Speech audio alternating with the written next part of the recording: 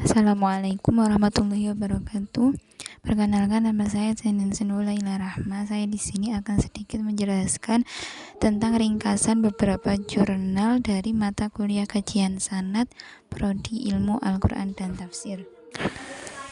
Di jurnal pertama yang berjudul Sejarah dan Kedudukan Sanad dalam Hadis Nabi, mencantumkan pengertian sanad hadis. Sanad berasal dari bahasa Arab yang artinya adalah penyandaran sesuatu pada sesuatu yang lain.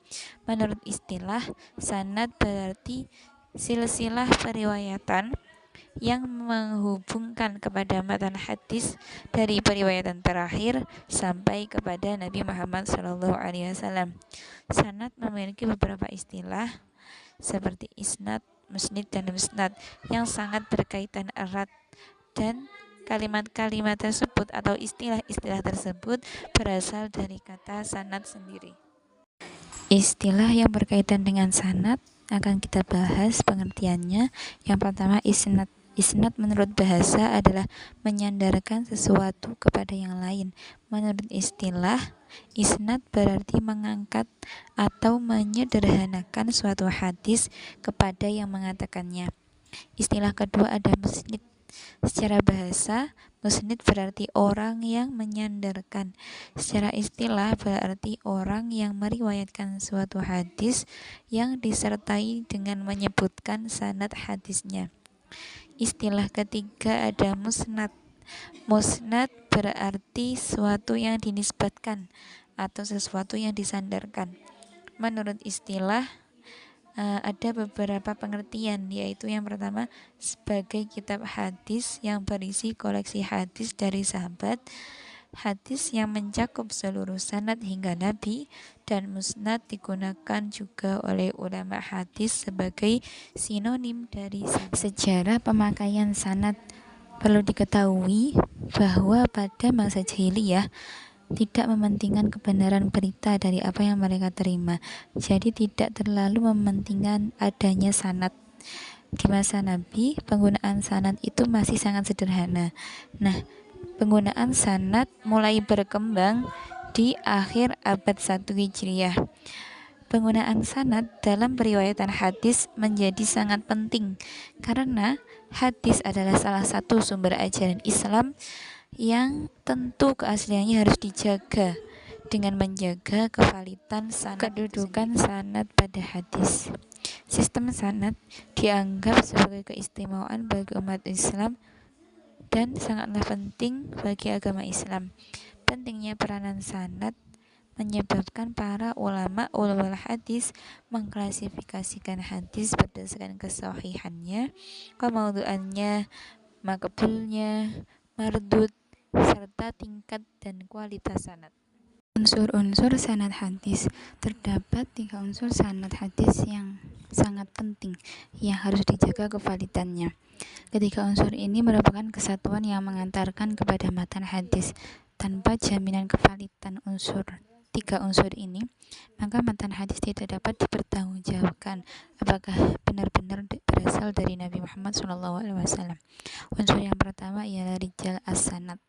Rijal as-sanad adalah perawi-perawi dalam sanad dari yang pertama sampai yang terakhir. Yang kedua, silsilah sanad atau ittisal arwat, artinya bersambungnya sanad. Yang dimaksud bersambungnya sanad ialah tidak terputusnya mata rantai periwayat dari Rasulullah SAW sampai kepada mukharij atau yang mengeluarkan hadis. Yang ketiga adalah metode periwayatan dan lambang-lambang periwayatan.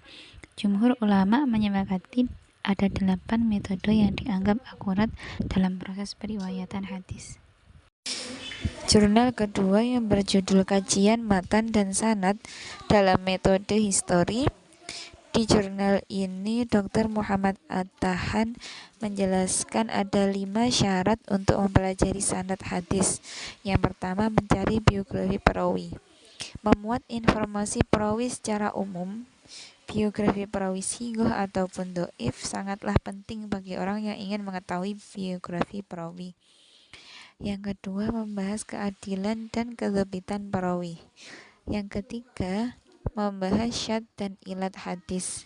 Nah, membahas syad dan ilat hadis ini adalah yang paling sulit dibandingkan dengan membahas keadilan dan kedhabitan perawi serta kemutasilan sanad. Masuk di penelitian matan, ada 3 langkah kegiatan dalam penelitian matan hadis. Yang pertama, meneliti matan dengan melihat kualitas sanadnya, mendahulukan penelitian sanad atas matan. Hal ini bukan berarti bahwa sanad lebih penting daripada matan, tetapi tanpa adanya sanad, maka suatu matan tidak dapat dinyatakan bahwa bahwa isinya itu berasal dari Rasulullah. Yang kedua, meneliti susunan matan yang semakna, kemudian meneliti kandungan matan tersebut. Jurnal ketiga yang berjudul Eksistensi Sanad dalam Hadis. Di dalam jurnal ini mencantumkan urgensi sanad. Sanad melindungi umat Islam dari kegelinciran dan serangan musuh yang tidak diduga. Ibnu Taimiyah berpendapat bahwa ilmu sanad dan riwayat adalah sesuatu yang dikhususkan Allah bagi umat Nabi Muhammad SAW. Itulah yang akan membuat mereka selamat, yang merupakan suatu karakteristik khusus dari umat Nabi Muhammad. Awal penggunaan sanad dalam hadis. Tradisi sanad dalam Islam telah ada sejak zaman Rasul. Batas pemisah antara kemurnian hadis dengan pemalsuannya itu bertempat di tahun 40 Hijriah, dan di penghujung abad pertama Hijriah, ilmu sanad berkembang dengan pesat dan mendapat perhatian lebih. Namun di kalangan orientalis, sanad itu baru mulai dipakai sekitar setengah abad setelah kematian Rasulullah SAW. Beberapa usaha dalam studi sanad. Ulama hadis membuktikan bersambung atau tidak bersambungnya sanad dengan melakukan beberapa langkah. Yang pertama, mengkaji dengan tekun biografi setiap periwayat. Kemudian melakukan kajian yang mendalam terhadap lafaz-lafaz yang digunakan untuk menghubungkan seorang periwayat dengan periwayat yang lain, seperti hadatsana, an akhbarona, dan sebagainya. Pengaruh kualitas sanad terhadap nilai hadis. Perlu diketahui bahwa tidak mungkin adanya matan tanpa sebuah sanad. Seperti perumpamaan, tidak mungkin adanya sebuah bangunan tanpa adanya pondasi.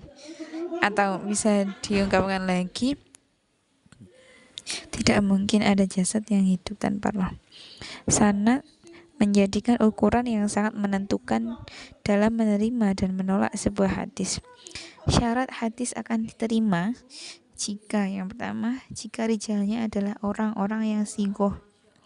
Yang kedua, sanad hadisnya mutasil atau bersambung, bukan sanad yang mungqati atau terputus atau ada mata rantai yang hilang dengan segala ragamnya. Sanad dan hadis maudhu. Hadis maudhu itu adalah hadis yang menjadi salah satu korban radikalisasi muhaddisin dalam penerapan uji sanad. Berbagai penipuan dan pemalsuan yang terdapat di dalam hadis ini. Banyak sekali penipuan dan pemalsuan dalam hadis ini. Nah, dengan mengetatkan penggunaan sanad, maka menjadi solusi yang sangat efektif dalam meredakan gerakan pemalsuan hadis seperti hadis ini, hadis maudhu. Jurnal I'tibar Sanad dalam Hadis. Nah, di dalam I'tibar Sanad dalam hadis ini mencantum pengertian iktibar. Iktibar itu apa? Iktibar menurut bahasa adalah memperhatikan atau meninjau suatu perkara untuk mengetahui sesuatu jenis yang lain. Iktibar ini menyertakan sanad-sanad yang lain untuk suatu hadis tertentu. Jadi, iktibar dapat diartikan sebagai metode untuk mendapatkan informasi mengenai kualitas hadis dari literatur hadis. Iktibar terbagi 3. Yang pertama ialah iktibar diwan. Apa itu iktibar diwan? Iktibar diwan artinya ialah mendapatkan informasi kualitas hadis dari kitab-kitab yang asli. Yang kedua, iktibar syarh. Iktibar syarh adalah mendapatkan informasi dari kitab-kitab syarh atau kitab-kitab umum. Yang ketiga, iktibar fan. Iktibar fan itu ialah mendapatkan informasi kualitas hadis dengan menelaah kitab-kitab fan tertentu. Nah, kegunaan iktibar itu apa?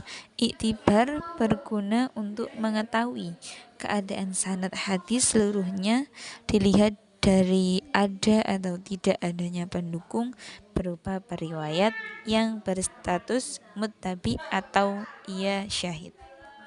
Penelitian kepribadian periwayat dan metode periwayatannya. Kaidah kesahihan hadis sebagai berikut. Yang pertama, ada sanad hadis harus bersambung mulai dari muhadits sampai kepada Nabi Muhammad. Yang kedua, seluruh periwayat harus bersifat adil dan dzabit. Hadis tersebut harus terhindar dari kejanggalan dan kecacatan. Segi pribadi periwayat yang diteliti apa saja sih yang harus diteliti dari periwayat itu? Yang pertama, ada kualitas pribadi periwayat. Jadi pribadi periwayat itu harus adil. Keadilan berhubungan juga dengan kualitas kepribadiannya. Kedua, kedzabitannya berhubungan dengan kapasitas intelektual. Ulama membagi tata cara penerimaan riwayat hadis menjadi 8 macam. Di antaranya as-sama' min laf asyah, al-qira'ah ala asyah, al-ijazah, al-munawalah, al-mukatabah, al-i'lam, al-wasiyah, dan al-wijadah. Faedah syahid, muttabi, dan iktibar. Apa kemanfaatan antara syahid, muttabi, dan iktibar itu?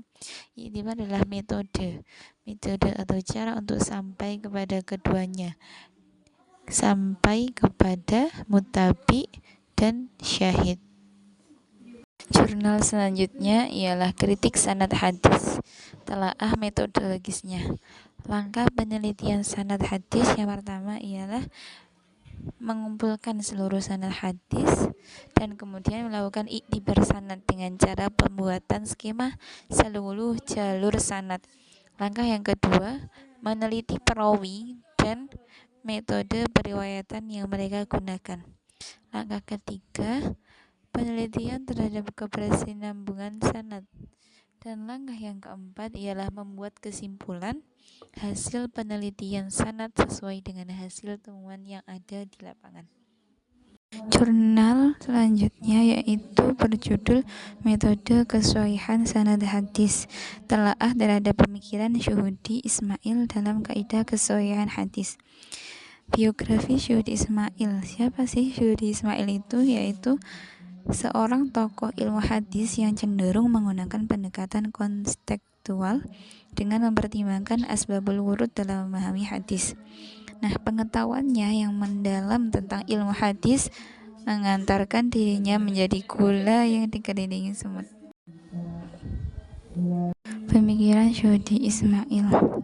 Syuhudi Ismail adalah seorang ulama yang intelektualnya cukup besar dan berpengaruh di Indonesia, khususnya di bidang hadis dan ulumul hadis. Mengetahui bersambung atau tidaknya suatu sanad hadis menurut Syuhudi Ismail menempuh beberapa penelitian, beberapa cara. Nah, sebagai berikut caranya. Yang pertama, dengan mencatat semua nama periwayat dalam sanad yang diteliti. Kemudian mempelajari sejarah hidup dari masing-masing periwayat. Yang ketiga, meneliti kata-kata yang menghubungkan antara para periwayat dengan periwayat yang terdekat dalam sanad, yakni apakah kata-kata yang terpakai berupa hadasani, hadasana, abarona, atau kata-kata yang lain. Profil buku Kaidah Kesahihan Sanad Hadis. Dalam buku tersebut, Syuhudi Ismail membahas dan meneliti kaidah-kaidah kesahihan sanad secara kritis. dengan ditinjau dari pendekatan ilmu dan sejarah. Syuuti mengatakan bahwa tujuan utama kaidah kesohihan sanad hadis itu diciptakan untuk meneliti dan menetapkan sahih tidaknya suatu sanad hadis. Unsur-unsur yang terkandung dalam kaidah tersebut ditetapkan berdasarkan argumen-argumen tertentu. Jurnal terakhir dalam mata kuliah kajian sanad ini berjudulkan kedudukan sanad atau transmisi hadis Nabi Shallallahu Alaihi Wasallam menurut para ulama klasik. Nah, dalam jurnal ini membahas tentang metode para muhaddisin dalam mengkritik sanad dan meneliti ilah dalam sanad. Yang kita bahas pertama tentang metode para muhaddisin dalam mengkritik sanad. Hal-hal yang menyangkut diri para perawi yang digunakan untuk mengkritik sanad itu apa saja? Nanti akan diteliti kualitas pribadi perawi dan kapasitas intelektual perawi. Kemudian yang menyangkut tentang sanad hadis ialah ketersambungan atau keterputusan sanad, syuzus sanad, dan ilah sanad. Di bagian kedua meneliti ilah dalam sanad. Menurut para ulama, ilat hadis pada umumnya dapat diketahui pada sanad yang tampak mutasil dan marfu, tetapi kenyataannya mauquf walaupun sanadnya dalam keadaan mutasil. Yang kedua, sanad yang tampak mutasil dan marfu tetapi kenyataannya mursal walaupun sanadnya dalam keadaan muttasil.